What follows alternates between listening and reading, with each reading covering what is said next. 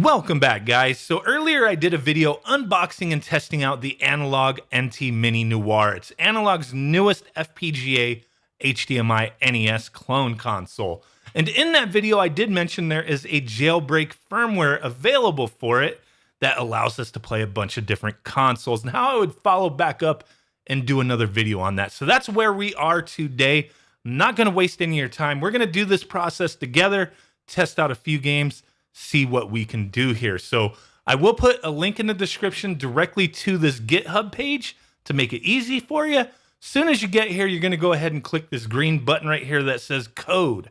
And then down here, it will say download zip. Download that zip, put it wherever you're comfortable sticking it. I'm going to put it on the desktop and then save it. There we go. So now that we have that done, I do want to point out while you're on this page, you may want to look through a few things. There is tons of information listed here as far as BIOS file names, how certain things work, controller configs using, the included NES controller for Sega Genesis, all that kind of stuff. There's tons of information here. We don't really need it at this second. We're just going to install this firmware and play some games. So let's go to the desktop. So right here, I do have my SD card opened up, ready to go, because we're going to be putting some stuff onto the root of the SD card. So here's that file that we downloaded, the NT Mini Noir Jailbreak. We're going to go ahead and open that up. You could unzip it to your desktop or wherever you saved it, but I want to put this the contents of this onto the SD card. So I'm just going to open it this way and, double click, open it up, and then go into this folder and then go into the firmware folder, take all this stuff right here, pull it on over to the SD card, the root of the SD card, copy it over. Shouldn't take too long. It's less than 20 megabytes, I believe. So now that we have that, the main thing that we needed is the NT MV2 firmware. That's what we want. The rest of this stuff, don't mess with it, but you do have this SD card system structure zip.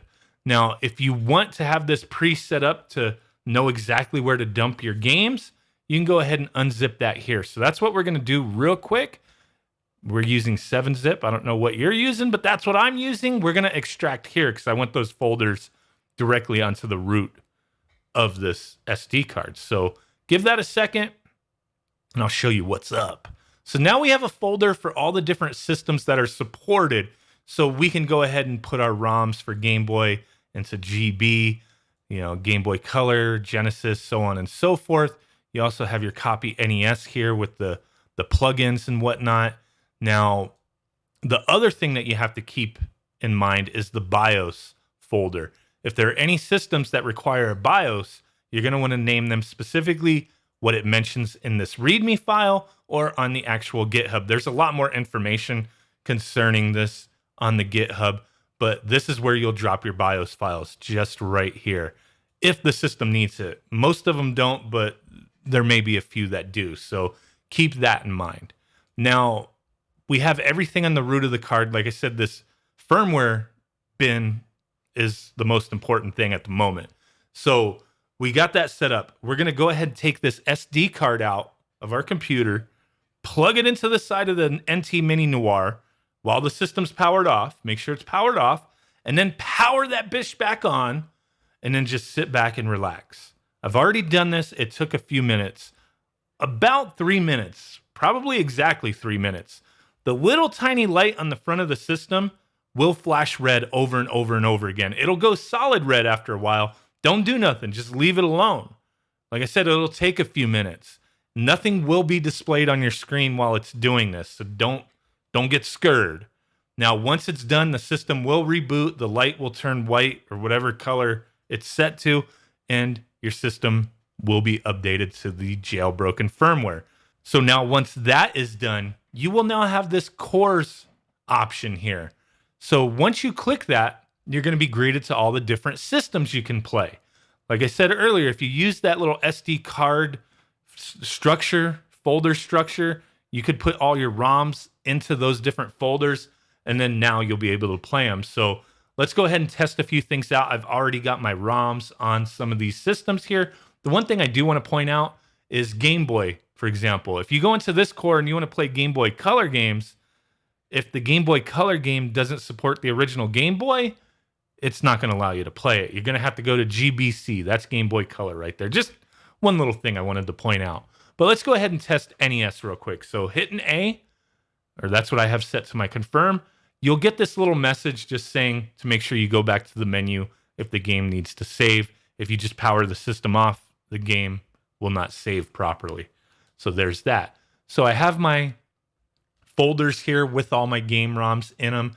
Now, the one thing to note is once you load a core, if it doesn't show up right away, it may take a few seconds. Some of the cores take a little bit longer to load than others, but it will load. Sometimes it'll look like the system rebooted.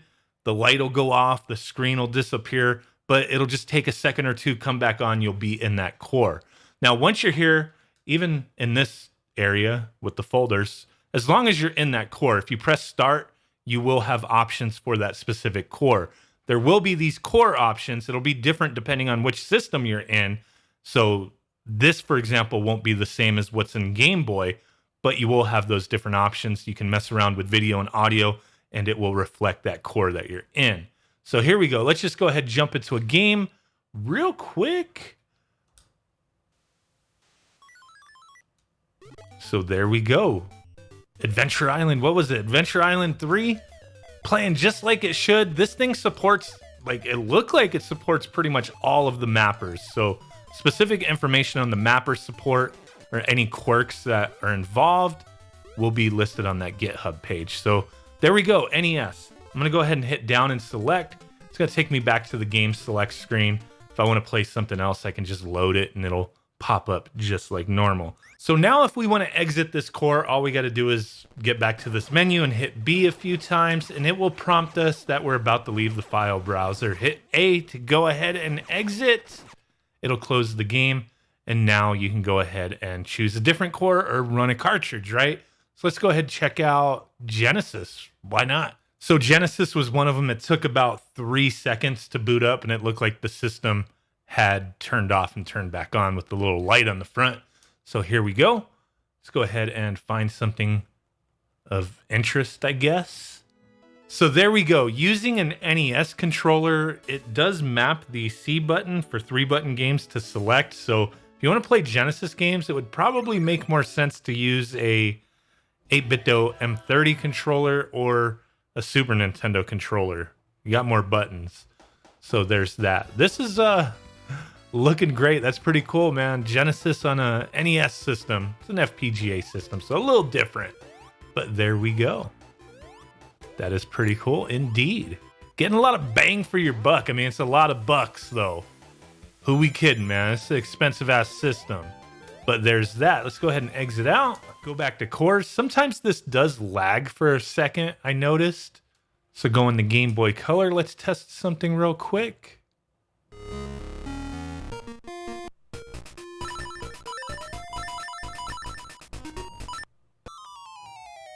Very awesome indeed. So everything's working great. Like I said, there's a lot more information on the GitHub if you find certain things that you need to figure out, but I just want to get you started with the basics on this. So let's go ahead and exit and check out that Copy NES real quick. So here we go. In order to use Copy NES to back up your actual game cartridge and save files, obviously you need to plug in the cartridge into the system, and then you're going to go to Run Cartridge. So let's go ahead and get that going. Now go back to the menu, whatever your hotkey is, and go to Tools, and then go to Copy NES Mini. Now in here, there's going to be a bunch of different options. So this is not like an automatic thing. It's simple, but you may need to do a little bit of research first. You're going to have to find out what your specific mapper is for your game to be able to pick, you know, which one you want from this menu. But I'm not even 100%, but we're going to go ahead and just pick basic, and it'll do its thing and then tell you, boom, we're going to save it. Battery, yeah, why not? And then you can go ahead and name it if you want. You know, whatever. And then it's saved. And that is that. Then we can go ahead and run cartridge, and that will now be saved to our SD card. It has been, I've never played this cartridge. I don't know who these people are, But hey, there you guys go. Really do appreciate you hanging out with me. I hope this video helped. Let me know what you think down below. And with that said, I will catch you guys next time. Peace out. Bye-bye. And boom. Bye.